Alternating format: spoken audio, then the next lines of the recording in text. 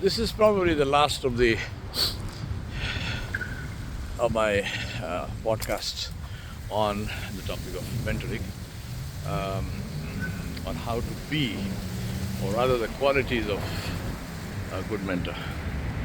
Now, incidentally, these are seeds that will remain here like this, and they're waiting for the migratory birds to return from where they've gone south. Amazing way in which Allah subhanahu wa ta'ala takes care of His creations and feeds them from sources they cannot imagine. So my last reminder podcast on how to be a mentor, the qualities of a mentor. I want to focus on another very important thing, which is self-awareness of the mentor himself or herself. Self-awareness. And by self-awareness, I mean that in the most expansive, the broadest of ways. How aware are you of yourself, of your demeanor, of your facial expressions, of your language, of the way you stand and sit, what you do, how you react, how you respond, most importantly, how you walk your talk. Because if you don't walk your talk, I'm sure I don't need to complete that sentence. So, your own awareness about yourself, your weaknesses, your strengths, both are important. Awareness of strengths is as important as awareness of weaknesses. And the reason for that is very simple. It is important to be completely aware of yourself because people listen with their eyes. I want you to memorize this phrase. People listen with their eyes, not with their ears. People listen with their eyes. They don't care what you say until they see what you do. I'll tell you a true story that happened with me. Now, those who know me know that I am very particular about punctuality. To me, my word is my honor. And I will never break my word once I give it to somebody. And it doesn't matter what it's about. It doesn't have to be some great earth-shaking event or, covenant or promise. If I tell you I will meet you at 9 o'clock, 9 a.m., for me, that is my word. And that has value because I have value. That is my word, and I will stick by it because to me, that is my signature, that is my face. And I don't want you to slap me in my face because I broke my word. I broke my promise. So punctuality, I'm absolutely, dogmatic and call it what you want. I'm like that with punctuality. So I was in Australia for a conference and I was in my hotel and one of my friends was supposed to pick me up to take me to the conference. Now I'm waiting for him. He was supposed to pick me up at a particular time. I'm walking up and down in the lobby, waiting for him, and no sign of him. Eventually he came up. He turned up. And I got into the car and we went to the conference. Now, I forgot all about this. I had no recollection of what happened and so on and so forth. But this happened. Now, why did I mention that to you? Because I wrote an article called Elegy or Eulogy. And the focus of that article, and it's on my website in the blog, and I'm going to put that link also here, so you take a look at it. One of the things that I believe in strongly is expressing gratitude or being grateful to people. So whoever helps you in whatever way, little or big.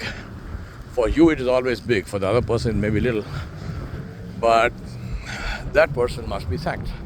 And they must not just be thanked once, they must be thanked again and again. And that ihsan they have done on you, the favor that they did to you, must never be forgotten. It must always be acknowledged and honored. And I call it a favor because it is a favor. Nobody has to help you. Nobody has to, be in your corner. Nobody has to pick you up when you have been battered and you are lying on the floor bleeding. No one has to pick you up and treat your wounds and wipe your brow and be nice to you. Nobody has to sit with you and hold your hand in the darkness of the night when everything looks completely cold and barren and hopeless. They don't have to do it. And they don't have to do it to you. They will still be good people if they did it to anybody else. But they chose to do it to you. And Allah sent them for you. And they gave their time and energy and money, and they shed their tears, and they made their du'as, and they begged Allah to help you, and so on. That needs to be expressed. They need to be told that. Right? So this is what I basically wrote in that article. And after the article was published, I get a letter. I get an email from this friend of mine from Australia. And he says to me, Sheikh, I want to tell you something which you probably have forgotten. And I had completely, but I haven't forgotten. And he mentioned this incident. He said that you were there in your hotel waiting for me to come. And I got delayed for whatever reason. And when I arrived and you came and got into the car, he said there was a smile on your face. And you did not say one single word of reprimand to me. You didn't even say, for example, what happened? You got lost or something. What happened? Nothing. He said you smiled at me and sat in the car as if everything is absolutely normal. And we went to the conference. He said this is something that struck me and remains with me, that you were able to maintain that equanimity and you didn't react to what was obviously something which went wrong. Now, the reason I'm mentioning this incident is not to prove to you what a great guy I am, but to prove to you that people listen with their eyes. They don't care what you say until they see what you do. So self-awareness. How am I like?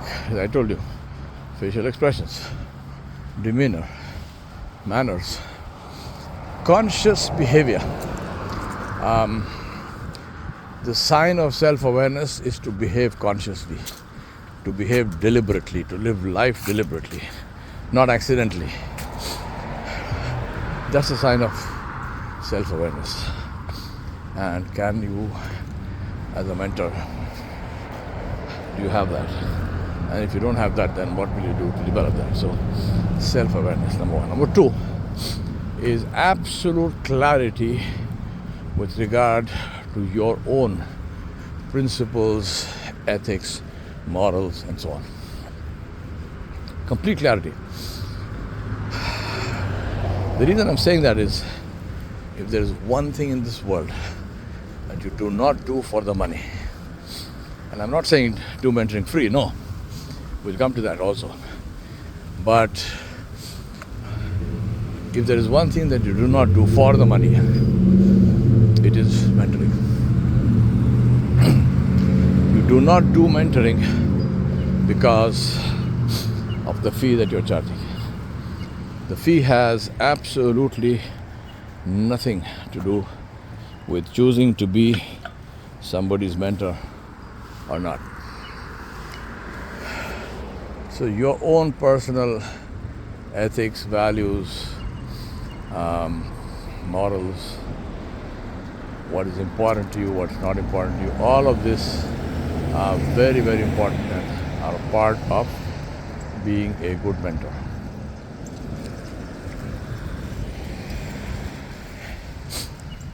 Which also means that if there is a mentoring assignment that has come up and where the ethics, morals, and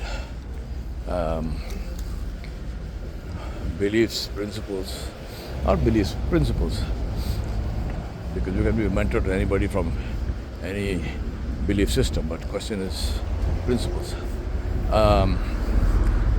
If there is a clash between what you hold dear and what the other person holds dear, and if it's a clash of the kind that cannot be resolved, then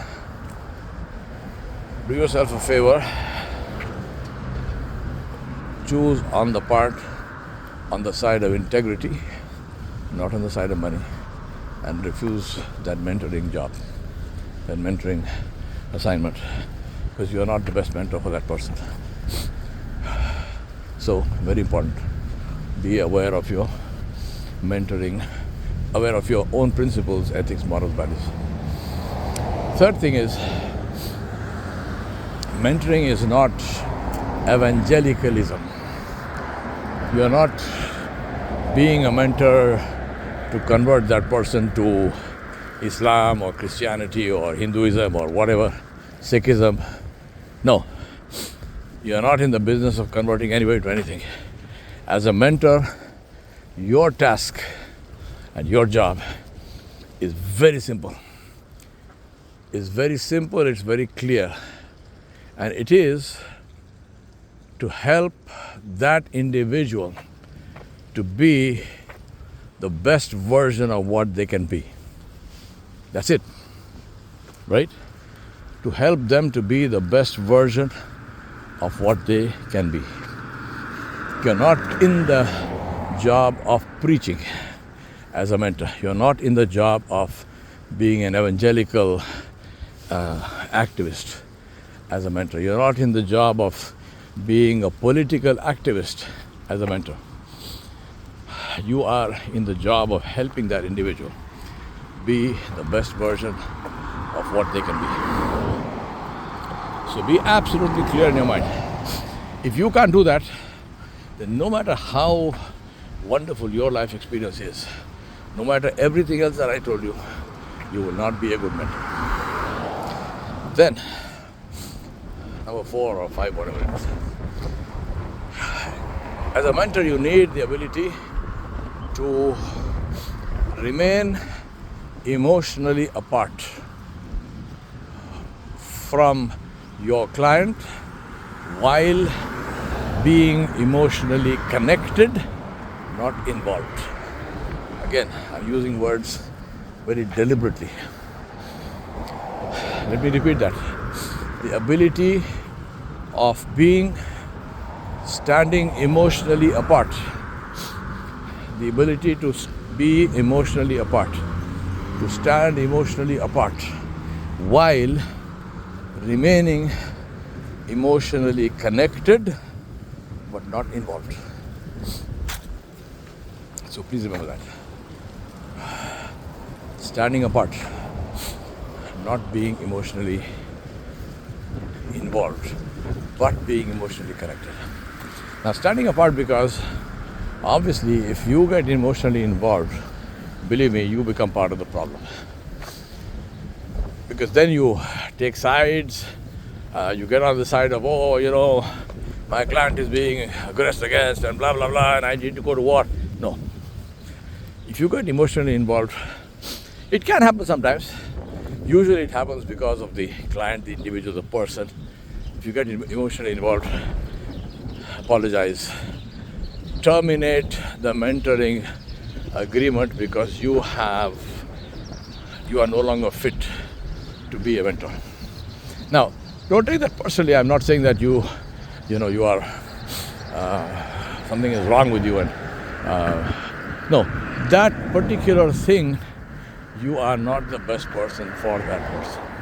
It's exactly the same equation. For example, the reason why legally surgeons are not permitted to operate on their own family, right? Because of the same reason, which is that you are emotionally involved. When you have that scalpel in your hand and when you are making that incision, it's not just the patient you are thinking about, it's not just the operation you are thinking about. You are saying, my son, my father, my mother, my bride, my husband, my daughter, right? And that's not a good situation to be in, because then you will make mistakes. And we don't want you to make mistakes. The outcome of any mentoring interaction is and must be exactly the same as the outcome, the desired outcome of any procedure or operation, which is the curing of the disease of the person. You want that person to benefit. You want that person's problem to be solved.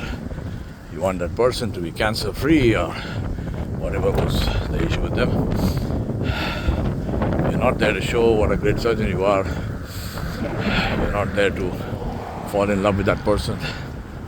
You're not there to hate that person. If you are, that's the reason why it's very important to have the ability to maintain that emotional distance. This is very, very critically important. And as I said to you very clearly, if you find it's not happening, and it sometimes happens in some cases, get out of it. Say, excuse me, I'm very sorry, I apologize. I think I've become emotionally involved with this thing, and therefore I'm unfit to be your mentor. Find somebody else. If you have someone, recommend them. If you don't have anyone, let them find them on their own, but you get out of it, right? One sign of being emotionally involved is to see how your emotions go up and down when that person is telling you their story. And if you find you are crying when they're crying, then something is wrong. It's not a sign of empathy, and it's not a sign of your kind-heartedness. It's just a sign that you have confused yourself. And there is a huge role confusion. And believe me, whether it's mentoring or anything else, role clarity is absolutely critical to success. Nothing good comes out of interactions in which the roles are foggy and there's no role clarity. So get out of it if you are emotionally involved. Now, having said that, so we said not being emotionally involved, maintaining an emotional distance. But then I put a googly on that, and I said, but be emotionally connected. And that's very important. There's a difference between being involved and being connected. Being connected is really being able to see life through their eyes. And very simple. If you can't see life through their eyes, then you're not going to be able to help them, because life is not what you see. Life for them is not what you see. Life for them is what they see. And therefore you need to be clear in your mind about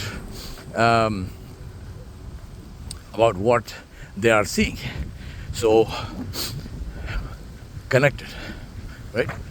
Not involved, but connected. That ensures that you remain relevant in that experience.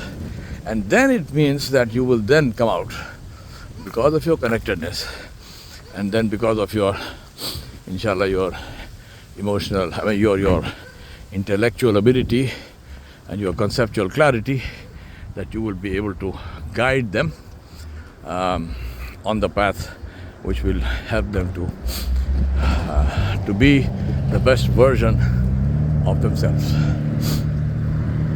So this level of self-awareness, both physical as well as emotional, and so on. And finally, we come to the point of billing. Please understand, one of the things that my friends who ask me for advice about mentoring is they look at, like, I come back to Arun Joshi's statement, 2 words, so what? The two words that changed my life. The two words, thanks to which 40 years later, I'm making this series of what will be 4 or 5 probably podcasts, dedicating them to Mr. Joshi with great and deep gratitude in my heart for him having helped me and literally changed my life. So now, if he looks at those two words, now he didn't charge me anything. I mean, that's let's put it that way. But I'm saying that if you really want to be a mentor and you want to charge a fees, there is no need to hesitate, because as I mentioned to you, many of my friends say, you know, how much trouble did it take me? All I said was 2 words. All I did was make 1 phone call. All I did was just listen to the guy. I mean, he came to his own conclusions. I didn't even say anything. So somehow I feel like a fraud charging him money for that. And my answer to that is no. You're not a fraud. You're the most decent piece of meat that ever existed. Because those 2 words are 2 words. But those 2 words come out of decades of experience. They come out of tears and sweat and blood that you shed to gain that experience. That comes out of all the money you spent in training yourself and all the time and trouble and travel and all the rest of it, which brought you to the point where you could look at a person. Clinical diagnosis in medicine, psychological diagnosis in mentoring, where you can look at a person, you can listen to that person for 2 minutes, and you not only know exactly what the problem is, but you know exactly what to say to solve that problem. Now that is what the money is for. That is what the fee is for. It's not for the 2 minutes. It's not for the 2 words. It's what brought you to that point. And it is entirely legitimate and honest and truthful to charge the client for that. It's the story of this huge ocean liner where the engine broke down in the middle of the ocean. And they dropped anchor and they can go nowhere. It's a huge ocean liner. You can't paddle it. You can't, say, break out the oars. There's no sail for you to raise and say, let's catch the wind. You're stuck. So obviously the SOS, the radio, say the Motorola guy, for example, right? The guy with the engine, they bought the engine from. And he comes by helicopter. He walks around the engine, he taps it in a few places and so on. And then he takes a hammer out of his bag and at one point, he hits the engine, he slams it with the hammer and bang! And the engine starts. So he gives them a bill for $1,000. So the captain says, for God's sake, I mean, you spent like 3 minutes, right? You took one walk around the engine, you tapped it in a couple of places, and then you pull out your hammer and you slam it, you bang it once, and you charge me $1,000? The man said, yes, absolutely. I charge you $1,000. The captain says, for what? He says, $1 for banging your engine with my hammer. $1. $999 for knowing where to bang, knowing where to hit that hammer on. And that's the question, and that's the thing I want to leave with you. Don't feel apologetic. If you had not spent your time and your energy, and if you had not cried in the night before Allah, and if you had not invested your blood and your sweat, and you did all of that without this client being anywhere in the picture, you did that because you invested in yourself. This fee that you are charging is your ROI. It's the return on your investment, a very small return on your investment. So please feel absolutely no shame and no hesitancy and charge that fee happily, completely justifiably, without any hesitation, because you deserve that fee. And any client who does not think that you deserve that fee is not fit to be your client. Now, what can that fees be? Many options. It could be a percentage of the profit that the client will make as a consequence of your mentoring. It could be a flat fee of so many dollars per hour. It could be anything you want. It is basically what you charge and what the client is willing to pay. That's it. There's no formula for that. But it is important to charge that fee. I say this to myself and you because I have charged, I've done a lot of mentoring for people and I charge nothing. But I know I should charge. I probably will. And that is because you deserve that. Your investment in yourself deserves to have a decent return. And frankly, I want to end with this. If you yourself think that what you are presenting to the client has no value, doesn't have the value for you to charge a fee for, then believe me, maybe it doesn't.